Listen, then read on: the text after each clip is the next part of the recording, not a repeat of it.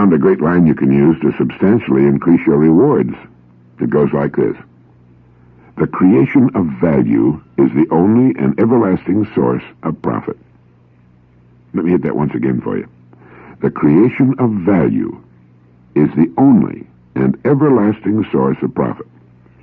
The statement was made by a man who was named head of a chemical company that was heading downhill and seemed to have no place to go but oblivion.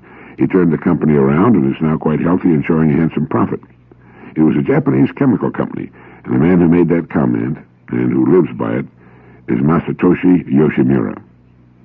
Sometimes we forget that the creation of value is the only source of profit. The thousands of new businesses which fail every year are often owned or managed by people who don't know or understand that law of profit. Those who live by it prosper. Those who try to get around it eventually fail. Sometimes we think we see an exception to that rule. We see a person who seems to be prospering, whose business seems to be growing and prospering, and we know very well that he's a four-flusher. But one day it happens. He's out of business, declaring bankruptcy and taking off for some other country, perhaps, with whatever loot he could lay his hands on. Now, that is not to say by any means that all bankruptcies are the result of dishonesty. Of course not. Quite often it's a matter of undercapitalization, inexperience, bad judgment, or whatever, but it can often be traced to a lack of real value in the product or service offered or in the people running it. When a manuscript reader in a publisher's office reads a new manuscript, it's value he's looking for. If it's there, he'll publish it, or someone else will. It's the same with inventions or the opening of a small place of business.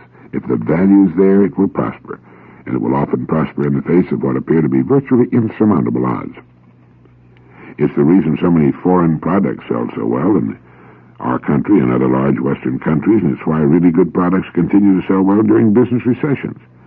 With that philosophy as a person's guide, he could turn a failing business around into a successful enterprise, and it can apply to a family and a home as well. Is this of value? Is a good question to ask of much that we do, much that we buy, and much that we occupy ourselves with. Is this really of value? It would be a good question to ask of every government bureau and office.